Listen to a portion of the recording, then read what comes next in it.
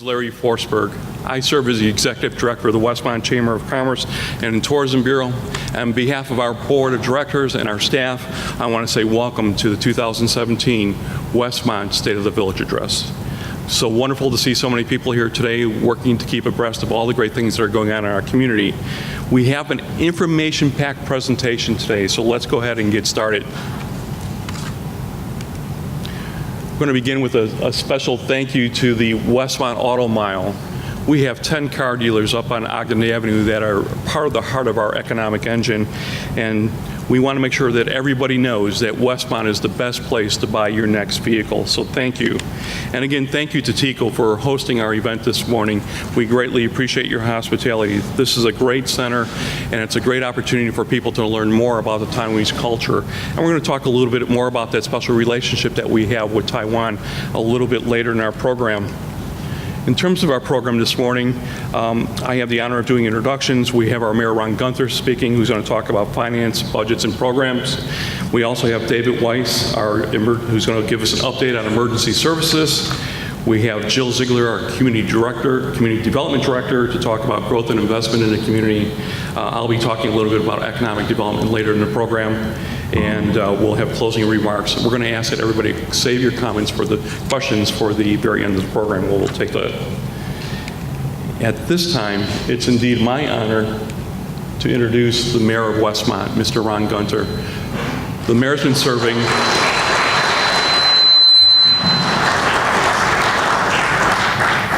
serving since 2013, but has been involved in our community with over 40 years of service at the Westmont Park District.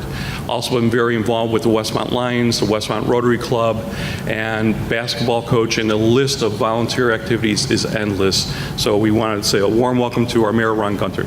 Welcome. Thank you. Good morning.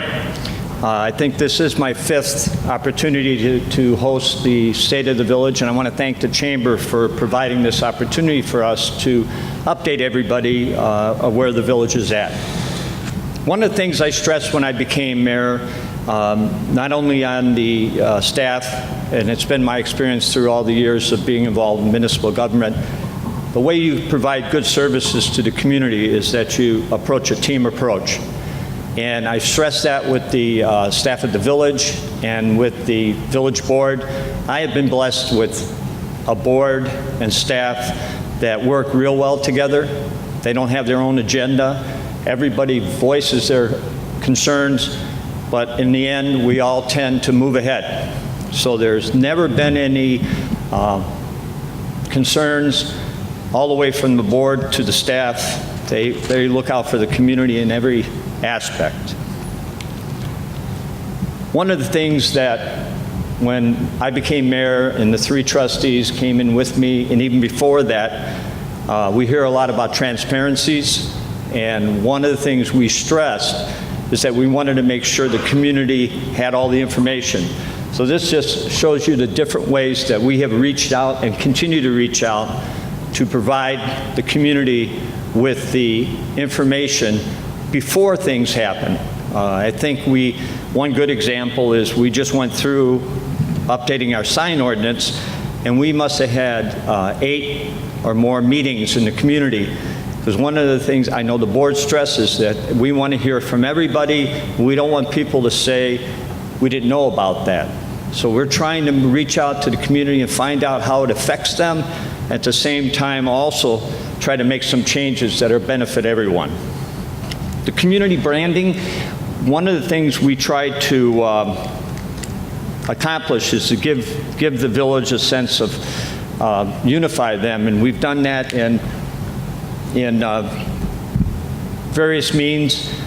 And our strategic plan called for the community to be, and he's moving it, the community to create a new image for itself and to also be universal and with all of our signage, with all of our events. And a good example of that is rebranding the Wicked West Fest that we just had this past weekend. The other thing that has happened in the past year is we've been blessed. ABC News, Judy Sue, has really taken a liking to our community, and not only with our Sister City program, but with different events. She's had members of our community down to the studio to be on the 7 o'clock news promoting our barbecue and also our food week. So she's been a help. Our Olympic Luge is back in town this year, and of course our media coverage for the incident at the Speedway gas station has been tremendous. We work real well with the media, and we want to make sure that they are informed as best as we can. Our community events, at the Sister City program, when I became mayor, one of the things that happened about the same time as this building was being built, we've had the Taiwan Cultural Center, used to be on Pasquinelli Drive since the late 80s, and they were involved in the community. But when they bought this building, they really reached out to the community and got involved. And that's where the relationship started to build. I had an opportunity to visit Taiwan with Larry Forsberg and Larry McIntyre as guests of the government, and we realized how important it is to build this relationship. Education, we've got a group of students coming here next Friday, 8 to 10. They'll be here for 2 weeks. They're going to experience the classroom setting as well as staying with host families. They'll experience Thanksgiving, and they'll be here for the kickoff of holidays. So we've also the economic development. We've had several of the businessmen and women from Taiwan interested in the growth in our community. Community events. This community has been known for volunteering. Our volunteering provides all of our tremendous special events in this community. The Taste new event last year, to Dine Around the World, was the first year, and it was well attended. We had the Red, White, and Barbecue in its 11th year is sanctioned, and it's also the largest event in Illinois. Our Cruising Nights, which is done with the Westmont Special Events Commission, is the Westmont Special Events Corporation sees about 1,000 people downtown every Thursday night. It brings families out that feel comfortable going and enjoying a nice summer evening. And then, of course, the 4th of July is probably the best fireworks. It is the best fireworks in the area, and it's well attended. We get close to 15,000 people. Also, along with that, the Taste of Westmont, which started with the 75th anniversary, has really grown, and it's probably it's been voted the best festival in the area. Again, all these are done by volunteers. Again, the branding, the Wicked West Fest, we had a number of Halloween events that we ran individually. We've now grouped them together, and that's another good sign that the community organizations all work well with each other. The chamber, the village, the park, library, everybody's come in to work, and the Westmont Special Event Corporation is the ones who volunteer and put a lot of these activities on. Our Holidays event is totally a community event. It's run by the entire community to benefit the residents of the community. And again, I talked about the volunteers. The volunteers are a huge part of this community. They're the backbone of this community. I've been here 41 years, and it was back then. The service clubs, the Special Events Corporation, those people are all volunteers that want to provide services to our residents and enjoy it. And then in turn, those service organizations put that money back into the community. Couple groups of people that are probably not recognized but do important work is our EMA, Citizens Police and Fire Academy alumni. Those are the ones that do a lot of during these special events, they're the ones making sure it's safe. They're standing at the road while we go in and enjoy the event. We have a great group. The business community steps in, and of course, the People's Resource Center is a huge asset to have in this community. We had our strategic plan done, and we appointed a committee to oversee the implementation of that.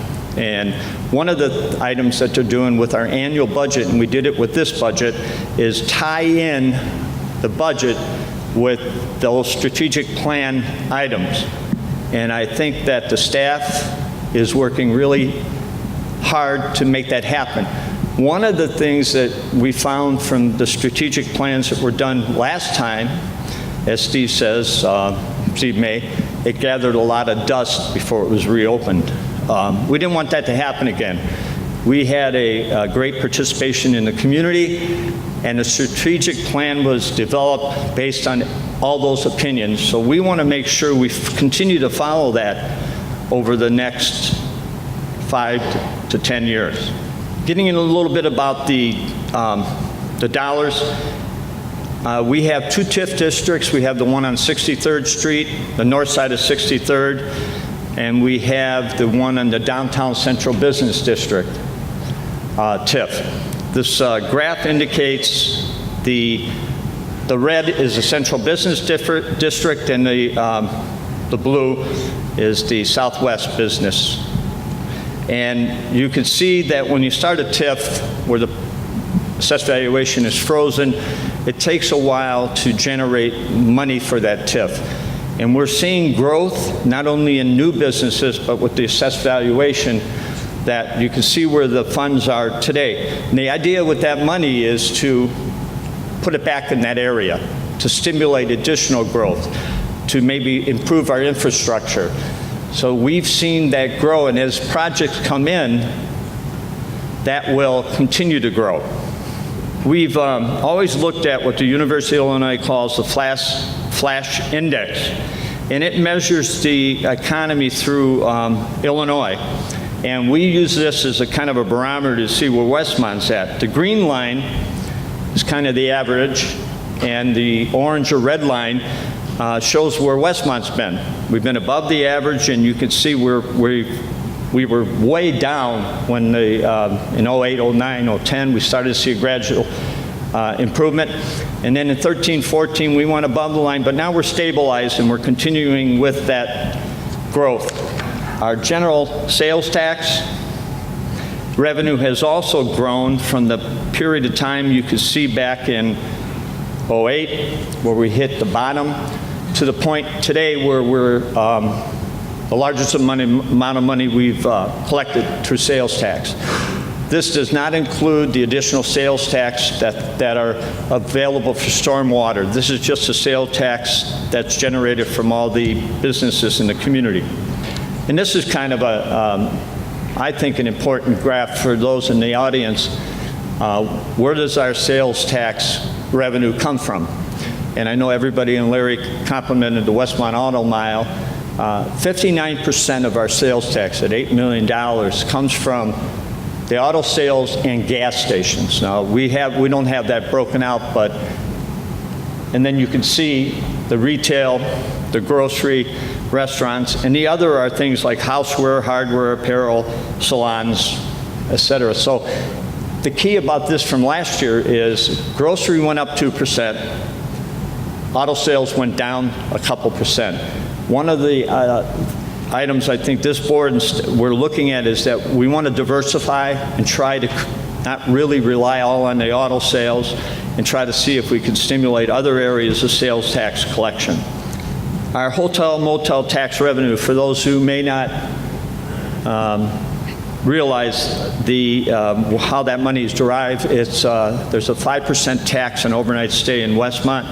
That money originally was designed to go to promoting the community, additional overnight stays, and the way I like to look at it, it's promoting the community internally and externally. And we've been able to use that for beautification. We've been used that for marketing. And back when we were home rule, the strings were taken off all that money, and then it could be put back into the general fund. Well, now we lost the home rule. That money still has to be used for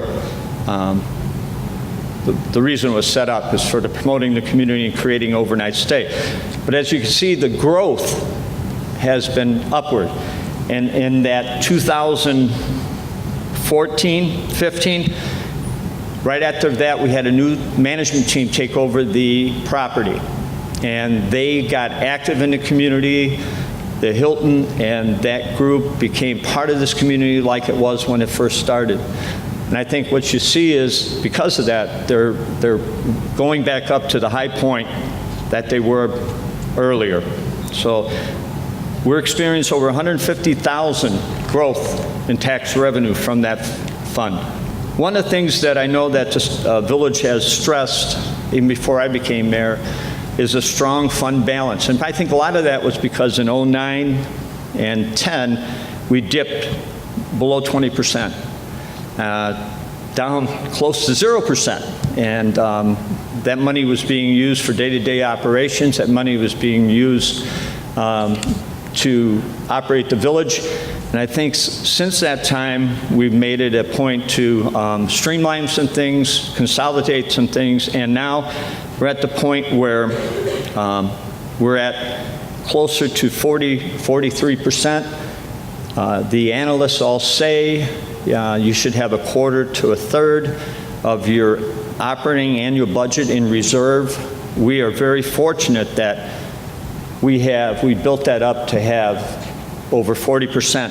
That money can be used for one-time purchases or also for the benefit if there is an emergency, if the state ever decides what they're doing, if the state decides that we're going to lose $1 million or $2 million that we get from them, we will need this just to continue to operate the way we've been. So the reserve is very positive for us. Our finances are very strong. We've been recognized, the Government Finance Officers Association, which is a distinguished group that comes in and evaluates your accounting practices. We've been given the Distinguished Budget Award, and only 6% of Illinois municipalities receive that. Also, we got the Excellence in Financial Reporting from that organization, and only 12% in Illinois receive that. As I said, TIF revenue is growing, and we're very pleased with the fact that we're AA+ rated. A lot of that has to do with the way the budget's handled, the fund balances, the way this board and the boards before them spent the money. It's very difficult to get that AAA. We're close, but that's the rating that gives you good interest rates when you go out for bond issues. One of the things that happened when I became mayor is this village was always, I don't know if it's good or bad, but the village was always pay as you go. They had the philosophy, if you couldn't pay for it, you're not going to do it. And at the point I became mayor and the trustees, and I think Trustee Barker's here, the village had half the roads below 50% rating. And there was a huge need to, one of the things we always heard, when are you going to take care of the roads? When are you going to take care of the alleys? So the only way to do that is you needed a bond issue. And so we issued a bond issue, and with that bond issue, I think it was $9 million, we had the revenue that we could pledge to it, and we did an aggressive 3-year program to redo half of our roads in the community, over 30 miles. So we're excited the fact that that's done, and we're looking forward for additional projects for the community. The stormwater update, the month before I became mayor, I visited the village board, and it was April of 2013, and I figured they always get 100 people at their meetings, and it was there because of the rainfall we had that year. And from that rainfall and all the different individuals that had issues, a stormwater committee was formed, prioritizing the areas in town, figuring out there's like $33 million of projects that need to be done for this community. And That group, with all their work and effort, was the driving force for us to pass a half-a-cent sales tax increase for stormwater. That stormwater gives us about $1.5 million annually to address those stormwater needs. We then issued just recently a $7 million bond. Again, going back to that, if you want to do big projects, you're going to have the money. We're going to attack some of the bigger areas with that $7 million. And of the $1.5 million that we collect annually, only half of that will be earmarked for debt retirement. The other half will be used for annual projects that come up, the property acquisition. And the recent rain that we had 2 weeks ago, the 7.5, there was way less complaints. Our village was out immediately assisting with pumping out areas. And I think that we've taken a proactive stand now. We jet out the sewers. So we see a big improvement on our stormwater program. Our anniversary committee, I've been around since and had the pleasure to be on the 75th anniversary committee, and we're rapidly approaching 2021, which will mark our 100th anniversary. There's a lot going on. Every November is kind of like the birthday for the village, and I believe it's November 10th. So with that, and I know Trustee Barker was instrumental in the mural, we decided that every year we're going to depict a different era of the community in 5 stages, so that at the end of the beginning of 2021, that mural would be complete. We have a local artist, Fannie Moy, will be doing all of them. She did the one last year. And that'll be unveiled November 9th at the village board meeting. Along with that, we have the historical essay contest that the winners will be at that meeting. So it's kind of celebrating and getting everybody ready for the 100th anniversary celebration. We've had a lot of staffing adjustment and changes ever since I've been mayor. Several of the reasons are that we consolidated everybody into one building. We had the retirement, where a lot of individuals retired. And whenever you have retirement or staff that leaves, you have an opportunity to look inside your organization and make some decisions for staffing and may reorganize to better provide those services. And I think the manager and staff have done a tremendous job. I don't say shrinking staff, but realigning the staff to serve the community better, and at the same time making sure we're all housed at one facility for our community. That's one thing. When I know through the years you had to go to street, you had to go to Public Works, you had to go to water. Now they can one-stop shop. During the year, the fire department a year ago or so had a succession plan, and I know Chief Wise created a succession plan gearing up so when he retires, we've got the people in place. The police department this past year, with the retirement of Chief Mulhern, the promotion of Chief Gunther, we've had 2 new deputy chiefs, 3 new sergeants, and all of them were internal, and we see that organization moving forward. We still need some police officers, and so that organization's had a complete makeover. Our community development has hired 2 new people in the past year for code enforcement and also for the management of that area. I think now we're getting to the point we've got the right people in the right jobs, and we're going to be able to provide the community with better service. And now it is my great pleasure to introduce our fire chief. Don't drop this. To the stand, David Weiss, Chief Weiss.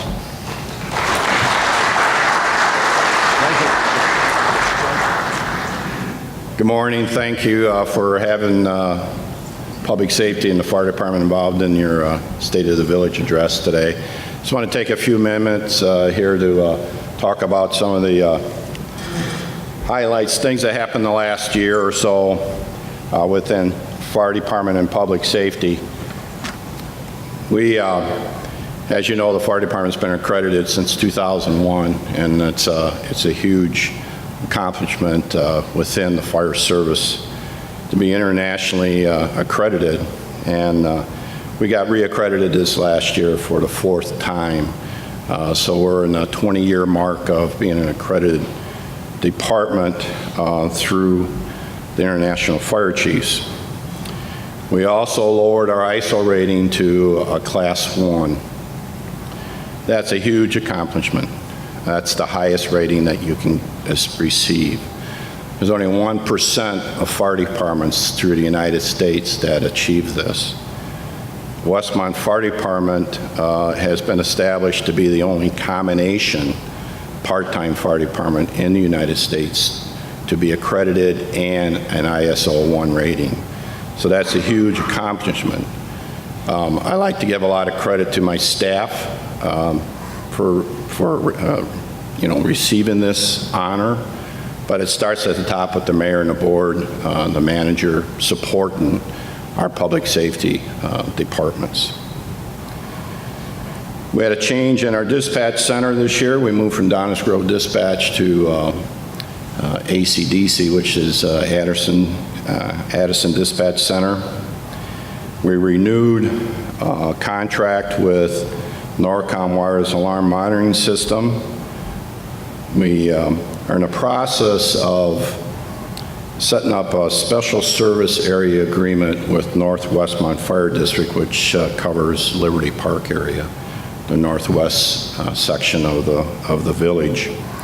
And this is a process that our DuPage County Chairman Dan Cronin has been trying to achieve in the county to reduce the paperless districts, taxing districts that are out there.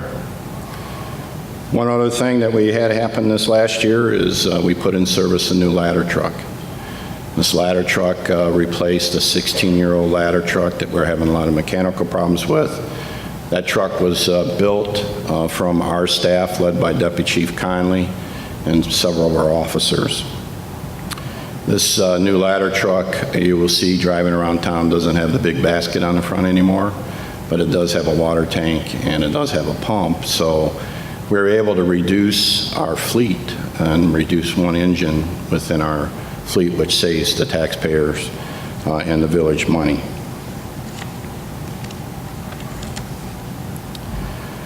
So our plans for the future is we're opting out of the state administered elevator inspection program, and we're going to bring this program back within the village, and it's going to be handled through our Fire Prevention Bureau and the clerk's office with support from economical development. By doing this, this allows Westmont to administer the elevator compliance internally, and it's going to be a savings to the businesses, time and money. So we thought that was a great opportunity to institute that program back within the village. We're entering into a new CAD system in the county, and this is driven through the DuPage County and the DuPage Fire Chiefs and Police Chiefs. New CAD system stands for Computer Aid Dispatching. So we're going to have an all-county system that every fire and police department in DuPage County will be operating off the same system. So that's huge. We also, like I said, we moved to ACDC Dispatch, and that's Addison Consolidated Dispatch Center. It's going to be located in Addison. And they're building a new building there, and hopefully we'll be occupying that building sometime in the first quarter of 2018. We instituted and expanded our car seat program. For a while there, we lost a lot of our certified car seat installers and stuff, but we were able to send some additional people to that program and get them certified, so we'll be able to start taking care of our Westmont residents again when they do come to the police or fire department to get their car seat installed or checked. And this year we entered into a nationwide smoke alarm program through the American Red Cross and the Illinois Fire Alliance. Fire departments were given 110-year smoke detectors to install in single-family residents. I'm happy to say with the cooperation through the village and sending out some information through the water bills that we're going to achieve that mark and be able to install all 100 smoke detectors in single-family residents in the village that didn't have smoke detectors in their homes. Our fire inspectors are setting up appointments. All the residents in the village, all they need to do is come to contact the fire department, and we'll come out and install those free of charge for you. The mayor mentioned about the Speedway fuel leak that we had. Everybody knows about that leak. It put Westmont on the map. We don't like drawing attention to those type of things within the village or anything, but I can tell you that several of our department heads, including the manager, we were out of town when this happened, and it's great to have good staff, and we have great staff that are below the department head level, and all the staff in the village came together that day and did a phenomenal job. They set up unified command, and we have a saying in the fire service, what happens in the first hour of a major instance like this affects the whole operation. And what the unified command staff and our staff in the village did is they did the right things. They mitigated this very quickly. There were a lot of incidences, you can't, in the fire service, you can't think this type of incident up, when you do training with your officers. But we had the incident. It was tracked back to the Speedway on Cass Avenue. They had raw fuel that got into the sewer lines that affected an apartment building in Willowbrook, affected a couple homes in Willowbrook, affected our community. We set up our community training center at headquarters station as the Unified Command Center with Marathon, Speedway, and all of our departments. It worked out very well. Was close to the incident. But I got to tell you, through all our communications with Marathon and Speedway, they're Class Act companies, and they know how to handle these things, and they're very, very interested in making sure that our community gets back on the right track and that everything is taken care of, and they're committed to doing that. But just a little bit about the response. We had 16 departments, task force agencies that came forward to help investigate this incident. We had 8 state and community agencies that responded to this incident, including the State Fire Marshal, EPA, DuPage County, IEMA, all came together. We had 28 fire departments or fire districts that responded to all 4 of the incidents. We had 10 police departments that were involved, 7 public works departments. This is a major incident, and it takes all these departments and communities to assist. When we put out the call, they come. We train together, we work together, we have auto aid mutual aid agreements, we have state MAVIS mutual aid agreements through the state. We all help and assist each other. A little about emergency management services now. Our EMS division is managed and directed by Lynn Drowley. This past year, Lynn was awarded the Earl Field Leadership Award by Good Samaritan Hospital for her dedication in the EMS field. And everybody in this room knows Lynn Drowley. She's involved in our community. She's involved in our seniors. She's involved in our nursing homes, retirement centers. She assists and helps with CPR, AED training, first aid training with everybody in the village. So Lynn is a great asset to our department and our village. In December, we're going to be issuing some life-saving awards to be given to members of our fire department, police department, and park district employees for their quick response involving a 49-year-old male who went into sudden cardiac arrest and was revived. And this was at a Park District Fitness Center up on the north side of town. And Park District employees went into action. They used their AED. Police got there, assisted with AED, defibrillating the individual. Fire department medics got there. They worked as a team effort, and then this person was revived and was sent home after treatment at the hospital. So we have the best of the best when it comes to the paramedics and EMS service in the county, and I'm very proud of that, and I know the mayor and the board are too. Fire Prevention Bureau has been very active. We have over 30 homes now protected by residential fire sprinklers as a result of the residential sprinkler program initiated in 2015. That's when the board approved and adopted the new life safety and fire codes. We have 3 child safety camps reaching over 70 local children, and it was successfully conducted in 2017. It's a joint effort by police and fire. Police and fire share instructors. We share present the materials and educating the kids. It's a fun time for the kids. It's done during the summer in June and August, but at the same time, it's an educational learning experience, and they're sent home with homework, which involves their parents and their other family members. We've educated and installed an average of 3 child safety seats a month, and we're gradually getting back into that program because there's a high demand for that. We had 3 additional department members have recently become CSS certified, which is Child Safety Seat certified. And so we can build staff members to be able to handle and present this service to our residents when there's a need. The Bureau conducted over 1,100 fire department-related inspections and over 200 pre-planned reviews. And for the business owners that are in the room here today, you've probably seen the inspectors and the firemen a lot the last few years coming to your business, just reviewing your pre-plan. They're not there for an inspection, but twice a year by the ISO rating requirements, we have to review the pre-plans with the businesses to make sure that nothing has changed within your business. So that's why you see them at least twice a year. In emergency management, the mayor talked about our EMA volunteers.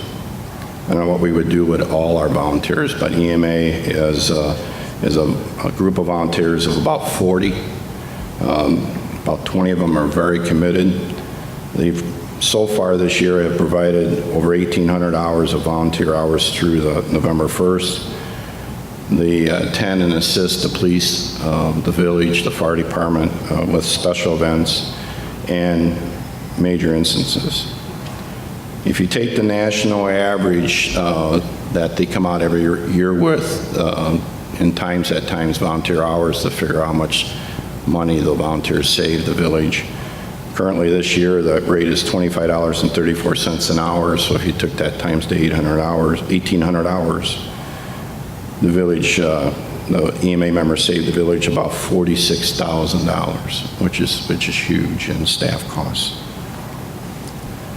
Some of the special events that EMA assists with is Red, White, and Barbecue, Memorial Day Parade, Cruising Nights, 5K Run, Taste, our Fire Truck Night, also Police Squad Car Night, 9/11 Service, Homecoming Parade, Deluge, Senior Car Clinic. A lot of people in the room may not be aware, but every September we host the Senior Car Clinic at our headquarters station on a Saturday. This year we had about 60 cars come to get their cars checked. They assist with the fire department open house, trick-or-treat trail, haunted forest, and holidays. Again, that's all part of that 1,800 hours. Some of the incidences that emergency management participated and assisted in this last year is 60th Street apartment fire we had back in February, March. We had a major apartment fire there. They came out and assisted for many long hours. We had a major gas leak near the Bank of America, and they assisted with that.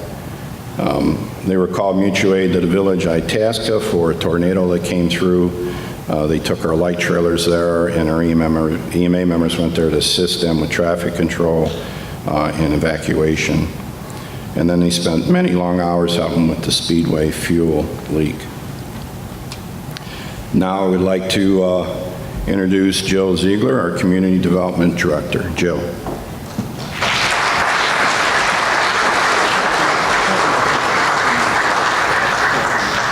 Thank you, Larry. Good morning. It's great to see you all here today.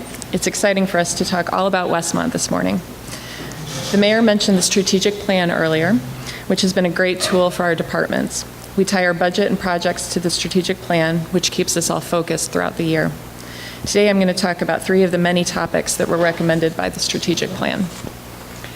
The first topic is sustainability and beautification, and we've been finding opportunities throughout the village to incorporate these principles.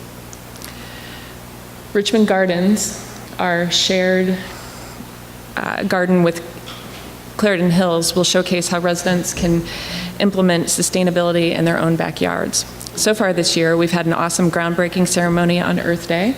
You can see the mayor digging some dirt. We've had several fundraisers and visits by local schools to plant flowers and see the bees in our apiary. Just recently, we harvested over 100 pounds of honey, and we have 3 thriving beehives, which contribute to pollination in Westmont. Local residents are also doing their own part to encourage sustainability on their own properties.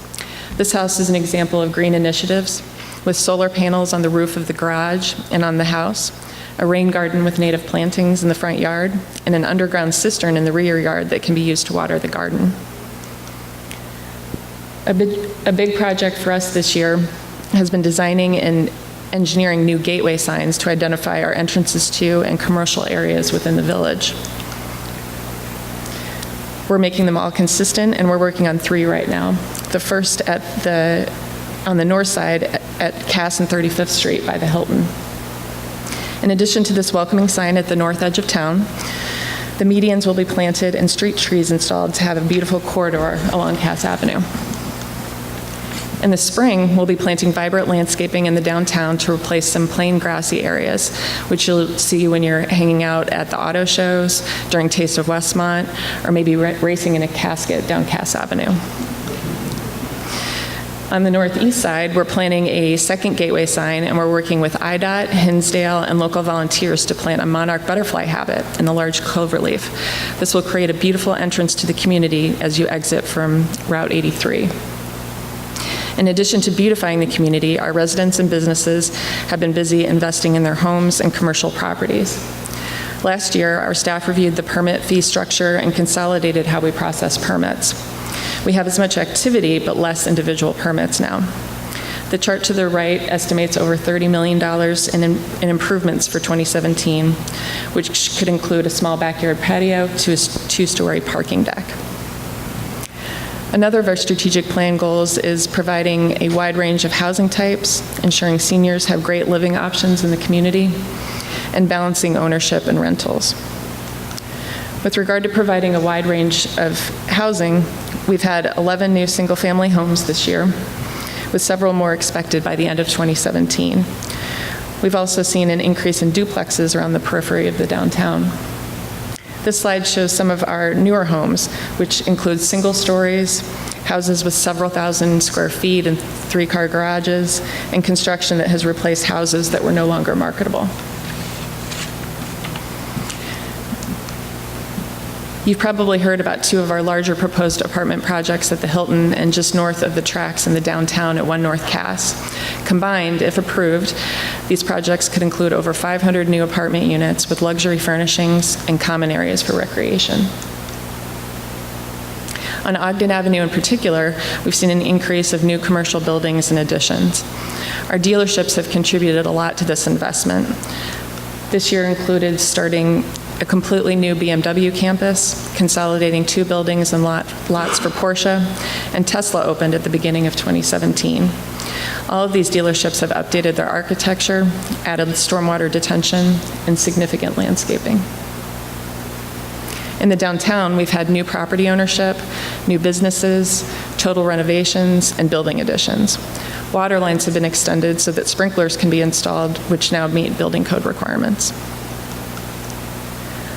On the railroad corridor, we've had several vacant buildings that have been unoccupied for years, and this year our Park District purchased property and is currently remodeling for their new maintenance facility. You can see all the construction that's going on the right. They worked with Public Works to install a new sidewalk, plant parkway trees, install retaining walls, and replant landscaping to showcase their new building. And we have even more businesses coming later this year, including a day spa, a cryogenic facility, plus a restaurant that I know you'll be very excited to see. And next up, we have Larry Forsberg, who will cover additional economic development topics.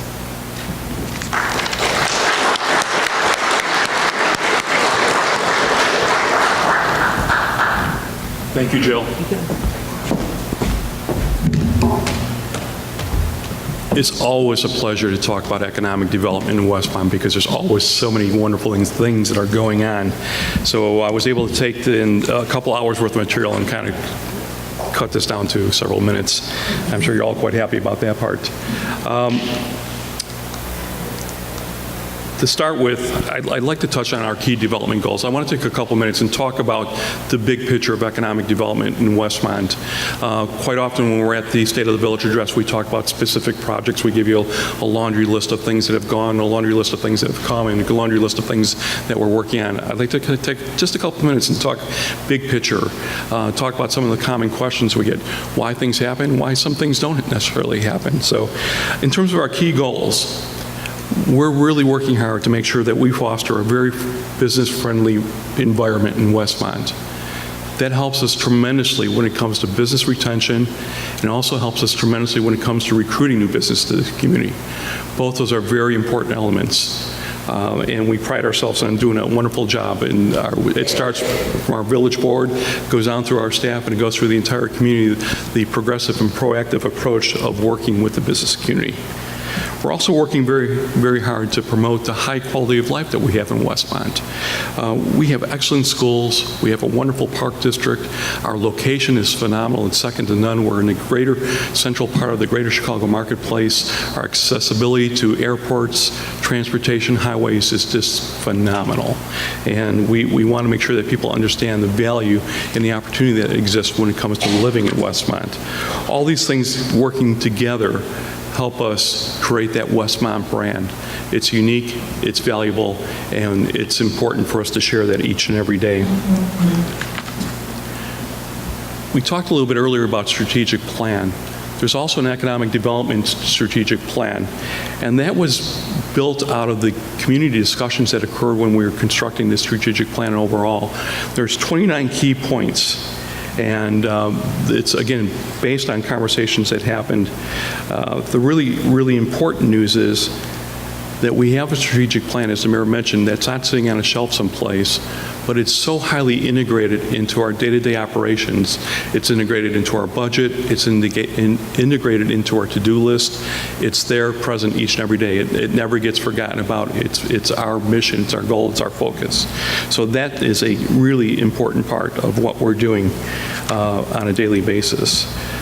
Top priorities within that strategic plan are two key areas, our two TIF districts. Again, the mayor mentioned our South Westmont Business District of TIF District on 63rd Street here, and our downtown Westmont Business District. That doesn't mean that we don't focus on all the other parts of the community. We very much do, but those are two top priority areas that we know require a lot of our attention. And quite frankly, those are two areas that get most of the questions about what's going on when it's regarding economic development. Let me take a moment to talk about the tools and resources that we use when we work on economic development in Westmont. First, back in 2013, we started the Westmont Economic Development Partnership. That's a partnership between the Chamber of Commerce and the Village of Westmont, and it's focused on business recruitment, business retention, and residential growth in Westmont. We also have an Economic Development Committee. That's a very unique group that meets every month. It meets the first Wednesday at 9 a.m. You're all invited to come and sit in those meetings, and that's where we have an opportunity to invite applicants to talk about proposed projects and to use that group as a sounding board before they invest $1 to see if it's an idea or concept that has value or merit. And if it does, then it progresses through. It goes to our planning and zoning commissioners, and they hold public hearings where we actively invite the public to come in and share their ideas and feelings about every project that we have. Then it goes on to our village board. We have a very business proactive village board that's looking at all ideas ideas equally. There's no such thing as a bad idea. They're open to talking about each and every idea, so we greatly appreciate that. We also have the 2 TIF districts, as I mentioned, and facade grants and other incentive tools that we use on an ongoing basis, and all these working together create the process that helps us be successful when it comes to economic development. Oops. Let's talk a little bit more about the how. We talked about the process a little bit. How do we do this on a daily basis? So what's happening on a regular daily basis is we're out there, we're looking at opportunities. We're looking for opportunities. When it comes to our downtown business area, our B1 business district, we have a lot of properties that were built in the 30s, 40s, 50s, and 60s, and by today's standards, quite frankly, some of those are outdated. So often, in order for a project to move forward, we have to have assemblage opportunities where we take contiguous properties, pull them together into one larger project. That's exactly what you're seeing at 1 North Cass Avenue, where we're looking at using the parking lot, the Harrelson's Garage location, and at the small strip mall. All those pieces are coming together to make one large project. So in downtown business district specifically, we have to look for land assemblage opportunities, and we have to do that often in other parts of the community also. So we're working to identify these project sites and project opportunities. We're working hard to identify project stakeholders, whether it's property owners, whether it's investors, developers, brokers, developing a relationship with those folks where we can come together and form partnerships that basically create mutual success. That's critical in this process. It's all about building relationships. It's all about making sure people understand the Westmont brand and the value that we have to offer when it comes to economic development in the village of Westmont. Let's talk a moment about why not. Why is it sometimes certain projects don't happen? It's a common question for someone to come up to me, hey, did you see that project over there or over there? Why don't we have that here? There's several reasons why you might see this happening. Many projects, again, especially in our B1 business project, it's the assemblage challenge, where you might have to have 3 or 4 or 5 business owners come to an agreement and understanding that they're willing to participate in a project. That can often be quite challenging. Another reason is that some property owners, quite frankly, don't even respond to opportunities. We may reach out to them and say, we have a developer that's interested in your property, and they, in some cases, don't respond at all, or simply say, no, thank you, without even entertaining a conversation about what that opportunity may be. For another reason, some property owners quite often, frankly, haven't done updates on their property. They haven't done an appraisal. They haven't done a market analysis. They're not really sure what their market value is. However, in their heart, not necessarily their mind, but in their heart, they feel that they have a certain value there. And that may not often correlate with what the true market value is. And therefore, when a conversation occurs, there's a total disconnect that quite frankly results from that. So that often, quite frankly, is a challenge. In some cases, for some property owners, it's lacking current amenities in terms of what's being sought in the marketplace. Sometimes it's a question of proper maintenance. All these come into play in terms of what can happen in causing a project not to occur. And sometimes, quite frankly, it's the size of an economic incentive that might be required to make a project work. I can think one particular project where the owner of the property thought their property was worth $3.3 million and required close to $1 million in investment in order to make the property buildable. And quite frankly, the market analysis on that value was closer to $1.9 million. Who can come up and cover such a substantial gap of, it's not easy to do. But in any which way, those are a variety of things that often come into play. And I mention these because there are questions that come up and people say, hey, what about this? Why is that happening or not happening? So I wanted to make sure we talked about that. Those are some of the internal factors that come into play in economic development. By a show of hands, how many people have ever used Amazon? Okay. How many people have ever heard the term Amazon effect? I'm going to recommend you Google that term and be prepared to spend 4 or 5 hours looking at your search results. It is phenomenal on how Amazon has had such a major impact on business in America. And it's not just impacting, obviously, Westmont, it's impacting every community across the United States. So when you look at what does that mean to Westmont, it's changing dramatically the face of retail. We're not going to see as many big box retail operations. We're not even going to see as many mom and pop operations. And when it comes to that part of the equation, when you think of downtown business districts in general, the most popular tenant in a downtown business district is what? It's a mom and pop type business.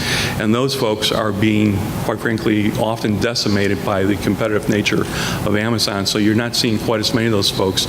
So as we're out looking to recruit new mom and pop type retailers, or even in some cases the national chains to come to a downtown district or any district, we're often hearing that. And I can think of one example in particular in downtown Westmont where a gentleman bought a piece of property to expand his business just 3 years ago. Also has another location in Naperville, and bought the property, was about to proceed, and then put the brakes on saying, I think I'm losing so much market share to Amazon that I don't think I can afford to go into this larger building. Quite frankly, and goodness for him, he's remained where he's at, and he's successful in where he's at, but his plans to grow have been stifled. And hopefully he'll be able to remain in the current size where he's at now. But Amazon's impacting every community. And consumers today are looking for experiences when they go shopping. For example, you go into Mariano's. Contrast that with the grocery store when you were a child and you walked through. You went in, you did your grocery shopping. Now you walk into a Mariano's or Mariano's type store. You may have dinner, you may have a drink, you may be there to meet with friends. You may be doing anything but grocery shopping. So it's the experience of what people are looking for. And that's why dining has become so popular. Another example how the Amazon effect is happening, if you drive by our Jewel over on Ogden and Cass right now, if you look in their parking lot early in the morning or late in the evening, you'll probably see 4 or 5 delivery trucks out there. They have just started a new delivery service. Why? Well, Amazon recently bought Whole Foods. Jewel is expecting Amazon to start delivering food to your door, and actually that's already starting. So they need to be competitive, they need to be on the spot. If you walk into Jewel right now, or you don't even actually need to walk into Jewel, you can go online, order your groceries for the week, and they will guarantee that they will deliver those items within a 1-hour window. So talking about convenience, talking about time saving, that's the changes that's going in the marketplace. So even right here in Westmont, you'll see that Jewel is providing delivery services. If you go to Mariano's right now, you can order online and swing by and pick up, and they'll load it right into your vehicle for you. So the world is changing dramatically, and the Amazon effect is a major factor behind that. So we not only have to look at internal factors when it comes to economic development, but there's many economic factors external to the community, and we have to look at all those. And that just happens to be one very, very major one. I'm going to put a little plug in at this point as we're talking about the Amazon effect.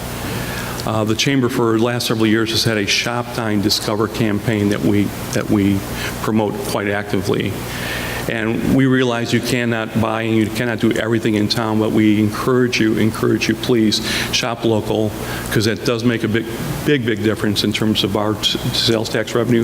That comes back reinvested in the community, and quite frankly, it helps keep real estate taxes down and helps keep our community very successful. So when you're out looking at things, whether it's shopping, dining, discover Westmont, and I think you'll be very pleasantly surprised over and over again. For those who were here last year, you'll remember the slide, and I'm bringing it back by popular demand because I had several conversations after the program, about Mariano's and about this particular site and how economic development, for those who know me well, you've heard me use this phrase, sometimes it feels like it moves at glacial speed.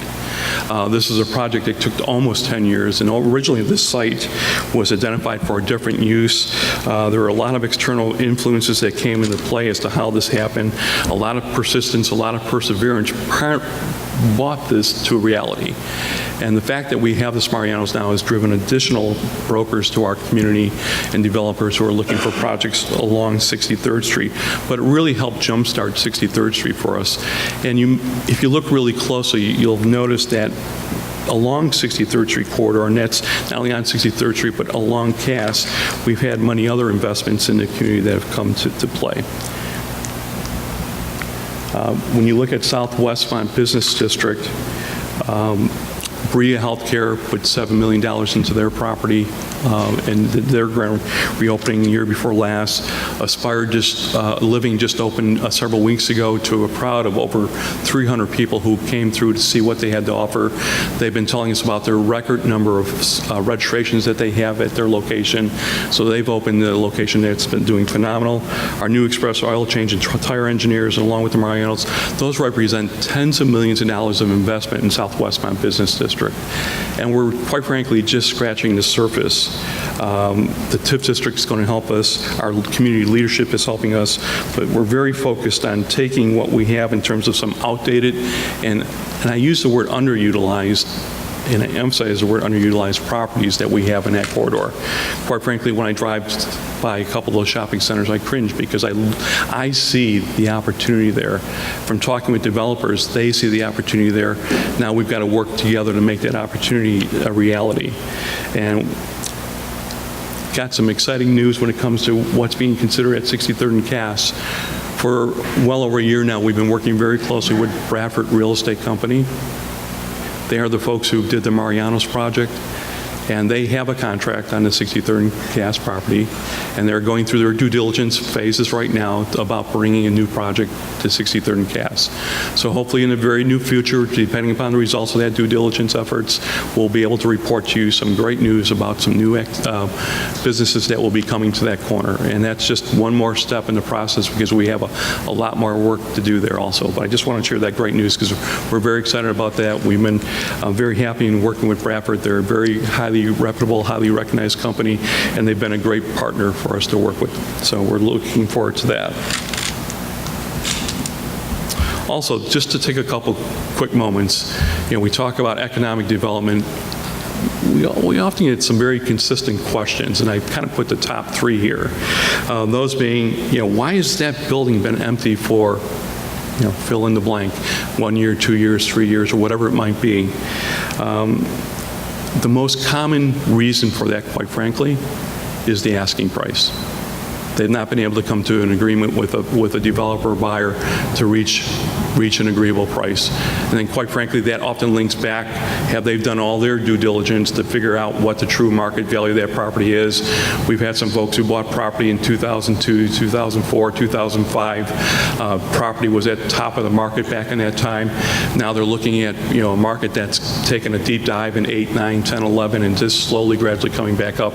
And quite frankly, for some people, that's hard to reconcile, or in some cases, hard to manage with their bank book. But it is a fact, it's a reality, and something that we have to work with. Another question is, why don't we have, name the business that you like.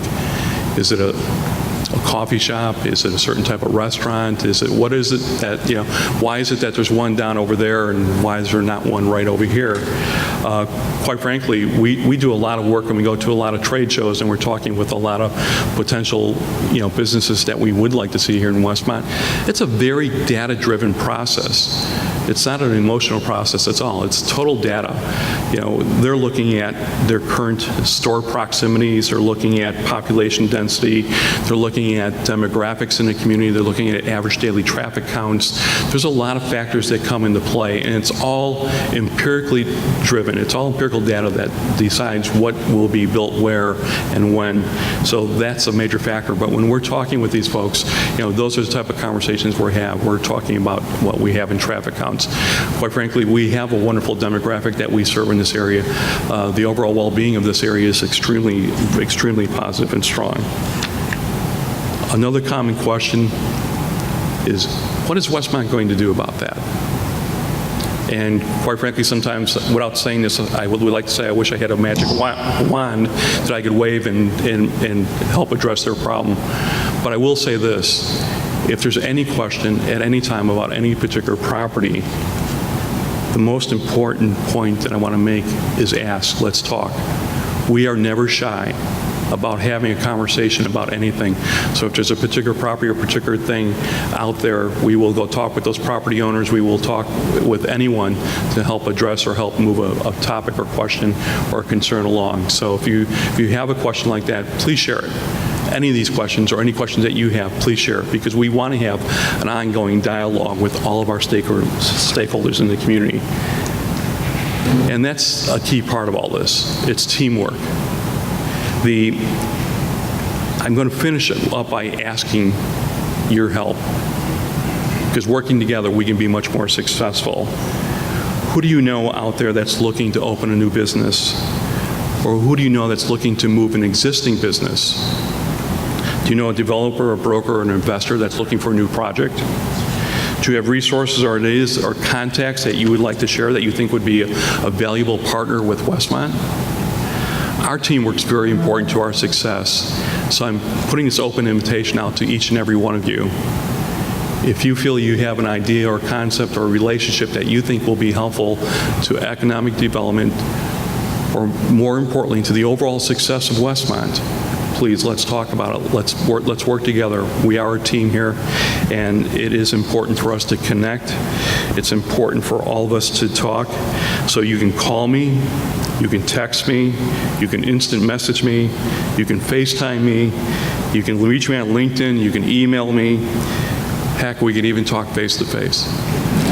But let's connect, because Westmont's important to each and every one of us here. And I ask you for your help, and I want to let you know in advance, it is greatly appreciated. So at this point, it's my pleasure to invite back up our mayor, Ron Gunther, and we're going to be covering some of our closing remarks. Thank you. Thank you.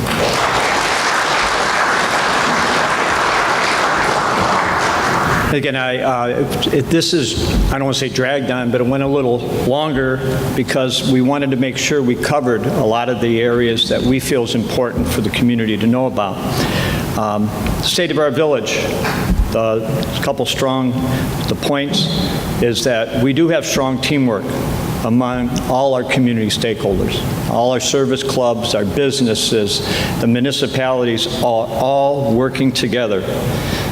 We do have strong financial planning that supports our success. We have wise infrastructure investments to support our long-term growth, and we're focused community plans, programs, communication, resources, and events that enhance our quality of life.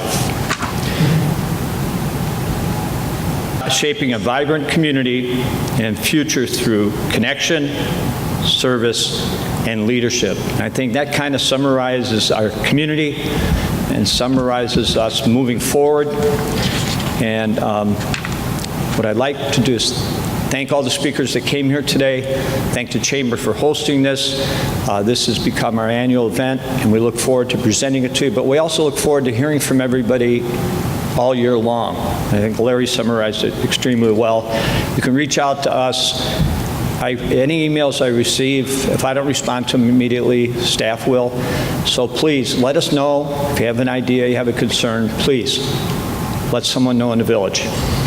And at this point, I want to thank everybody for coming. In a minute after we close this, we'll take any questions that anybody has. So again, thank you for all coming.